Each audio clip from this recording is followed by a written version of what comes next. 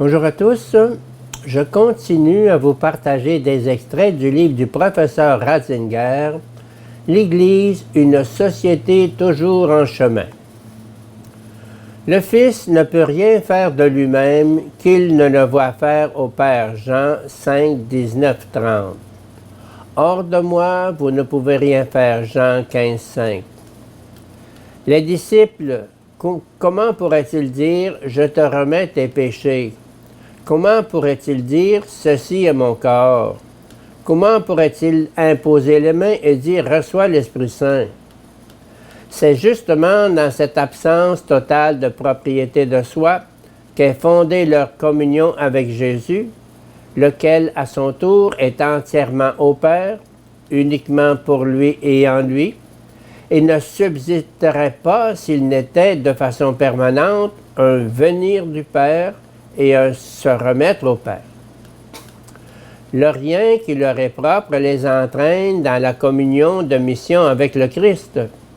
Ce service dans lequel nous sommes entièrement donnés à l'autre, ce fait de donner ce qui ne provient pas de nous, dans le langage de l'Église, cela s'appelle sacrement.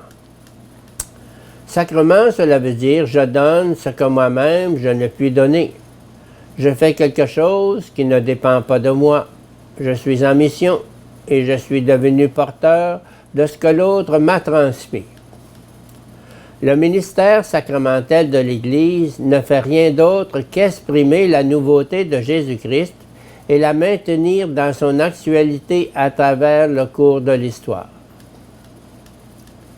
Ils transmettent ce qui s'est passé au tout début dans l'œuvre de Jésus. Nous sommes donc en ambassade pour le Christ. C'est comme si Dieu exhortait par nous. Nous vous en supplions au nom du Christ, laissez-vous réconcilier avec Dieu. 2 Corinthiens 5, 20, 21. Nous sommes les ministres de Dieu. 2 Corinthiens 6, 4. Le discours d'adieu de Paul au presbytre de Milet. Soyez attentifs à vous-même et à tout le troupeau dont l'Esprit Saint vous a établi gardien, pour paître l'Église de Dieu qu'il s'est acquise par le sang de son propre Fils. Acte 20, 28.